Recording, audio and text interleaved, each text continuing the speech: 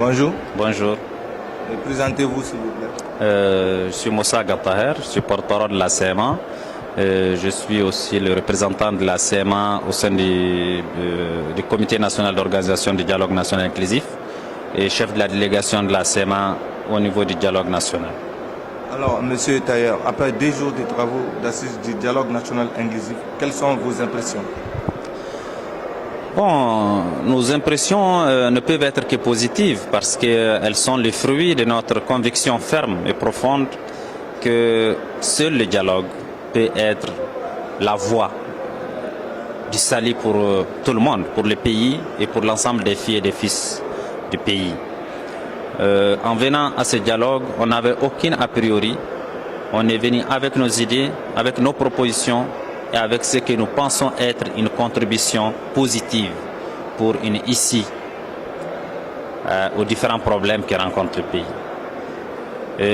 Ça fait 2 jours aujourd'hui que nous participons et nous sommes venus avec une importante délégation choisie en fonction de la maîtrise des sujets et des thématiques discutées dans le dialogue. Et nous avons décidé d'être une force de proposition tout au long de ces discussions au sein du dialogue national.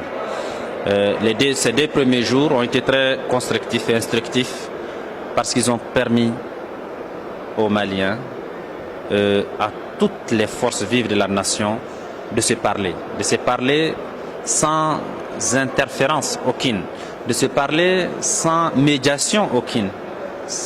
Les gens ont ouvert leur cœur et ils se sont parlé les yeux dans les yeux. C'était important et c'était nécessaire. Des questions importantes ont été discutées.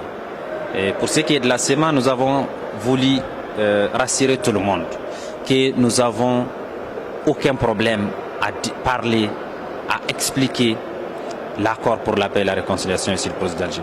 Nous sommes donnés comme mission, entre autres dans ce dialogue, d'être des pédagogues de l'accord. Pour que une grande majorité des Maliens s'approprient l'accord pour la paix et la réconciliation ici le président d'Alger, qu'elles le comprennent et qu'elles participent à aider à sa mise en œuvre. Donc ça a été un exercice très intéressant. Nous avons entendu les cris de cœur de beaucoup de Maliens. Nous en avons pris acte et nous avons répondu.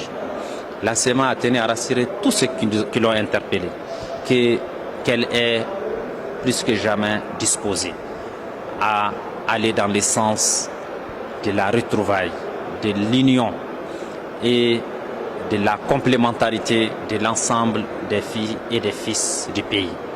Nous avons noté les préoccupations des femmes, nous avons noté les préoccupations des jeunes, les préoccupations de la société civile, des partis politiques et nous comptons en faire bon usage pour la suite de la mise en œuvre de l'accord, pour que cet accord ne soit plus un point de divergence entre les Maliens, mais qu'il soit un point d'union, qu'il soit un pont que nous allons tous traverser pour nous rejoindre et construire ensemble le Mali de demain.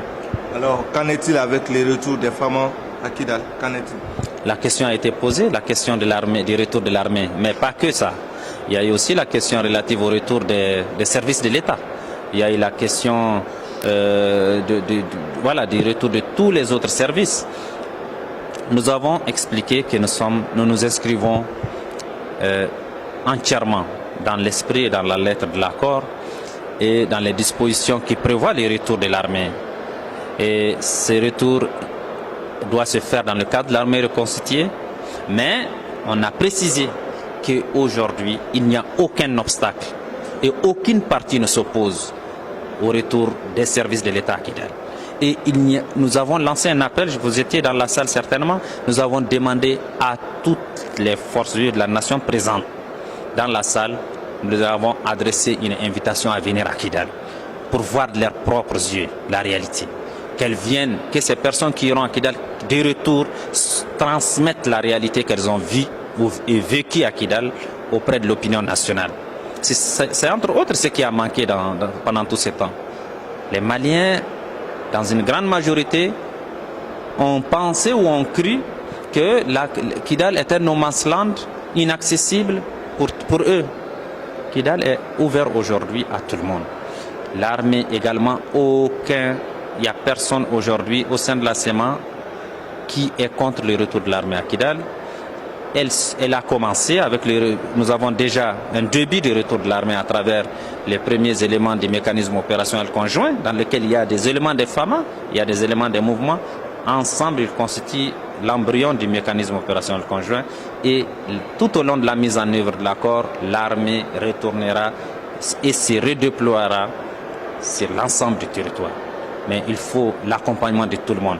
Ça ne se fera pas qu'avec le gouvernement et les mouvements signataires, ça se fera avec le soutien et l'accompagnement de l'ensemble des acteurs, de l'ensemble des composantes engagées dans la vie socio-politique du pays.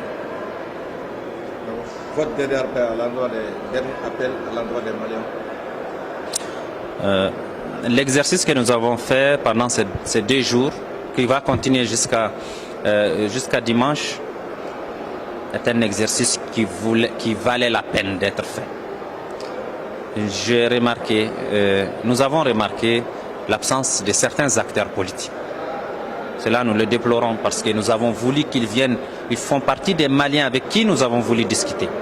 Nous lançons un appel à ce titre-là, à ceux qui ne sont pas encore venus dans ce dialogue, qu'ils viennent, qu'ils rejoignent leurs frères et leurs sœurs qui sont là, pour que nous posions ensemble les diagnostics nécessaires, des diagnostics sans complaisance, pour enfin renouer avec la paix, la stabilité et le vivre ensemble. Merci.